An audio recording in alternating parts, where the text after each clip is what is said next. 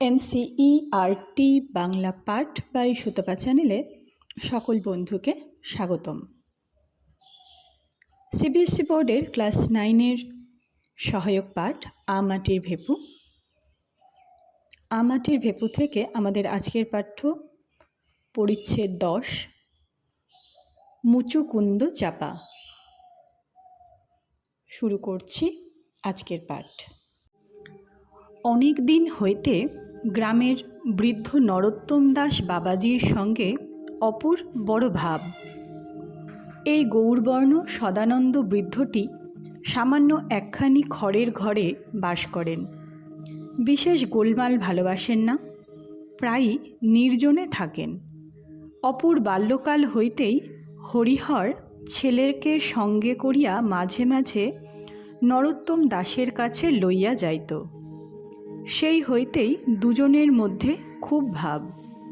মাঝে মাঝে অপু গিয়া বৃদ্ধের নিকট হাজির হয়, ডাক দেয়, দাদু আছো? বৃদ্ধ তাড়াতাড়ি ঘর হইতে বাহির হইয়া তালপাতার চাটাইখানি দাওয়ায় পাতিয়া দিয়া বলেন, এসো দাদা ভাই, এসো, বসো বসো। অন্য স্থানে অপু মুখ চোরা, মুখ দিয়া কথা বাহির হয় না, কিন্তু এই সরল বৃদ্ধের সঙ্গে সে সম্পূর্ণ নিঃসংকোচে মিশিয়া থাকে। বৃদ্ধের সঙ্গে তাহার আলাপ খেলার সঙ্গীদের সঙ্গে আলাপের মতো। নরোত্তম দাসের কেহ নাই, বৃদ্ধ একাই থাকেন।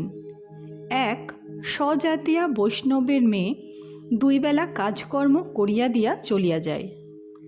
অনেক সময় সারা বিকাল ধরিয়া অপু বসিয়া বসিয়া গল্প শোনে ও গল্প করে। একথা সে জানে যে নরোত্তম দাস বাবাজি তাহার বাবার অপেক্ষাও বয়সে অনেক বড়, কিন্তু এই বয়োবৃদ্ধতার জন্যই অপুর কেমন যেন মনে হয় বৃদ্ধ তাহার সতীর্থ। এখানে আসিলে তাহার সকল সংকোচ সকল লজ্জা আপনা হইতে ঘুচিয়া যায়। গল্প করিতে করিতে অপু মন খুলিয়া হাসে, এমন সব কথা বলে যাহা অন্য স্থানে সে ভয়ে বলিতে পারে না, পাছে প্রবীণ লোকেরা ধমক দিয়া জ্যাঠা ছেলে বলে। নরোত্তম দাস বলেন, দাদু তুমি আমার বালক গোড়া, তোমায় দেখলে আমার মনে হয় দাদু আমার গৌরচন্দ্র তোমার বয়সে ঠিক তোমার মতোই সুন্দর, সুশ্রী, নিষ্পাপ, সরল ছিলেন। ওই রকম দিব্য ভাবমাখানো চোখ দুটি ছিল তাঁরও। অন্য স্থানে এ কথাই অপুর হয়তো লজ্জা হইত। এখানে সে হাসিয়া বলে, দাদু তাহলে এবার তুমি আমায় সেই বইখানার ছবি দেখাও। বৃদ্ধ ঘর হইতে প্রেম ভক্তি চন্দ্রিকাখানা বাহির করিয়া আনেন। তাহার অত্যন্ত প্রিয় গ্রন্থ। নির্জনে পড়িতে পড়িতে তিনি মুগ্ধ বিভোর হইয়া থাকেন। ছবি মোটে দুখানি। দেখানো শেষ হইয়া গেলে বৃদ্ধ বলেন, আমি মরবার সময়ে বইখানা তোমাকে দিয়ে যাব দাদু, জানি তোমার হাতে এ বইয়ের অপমান হবে না। সহজ সামান্য অনাড়ম্বর জীবনের গতিপথ বাহিয়া এখানে কেমন যেন একটা অন্তঃসলীলা মুক্তির ধারা বহিতে থাকে। অপুর মন সেটুকু কেমন করিয়া ধরিয়া ফেলে।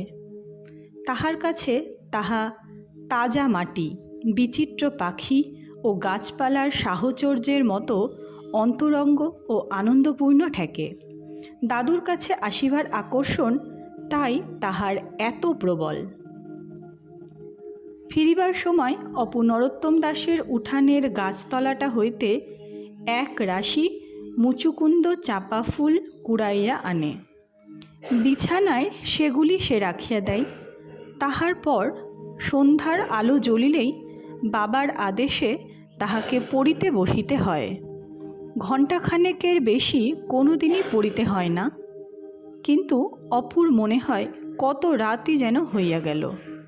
পরে ছুটি পাইয়া সে খাইতে যায়, খাইয়া বিছানায় শুইয়া পড়ে, আর অমনি সে আজিকার দিনের সকল খেলাধুলা, সারাদিনের সকল আনন্দের স্মৃতিতে ভরপুর হইয়া ওঠে।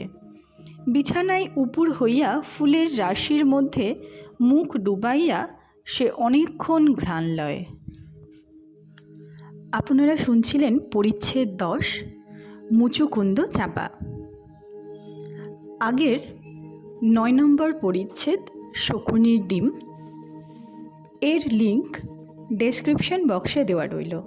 সকলে ভালো থাকবেন, সাথে থাকবেন। ধন্যবাদ।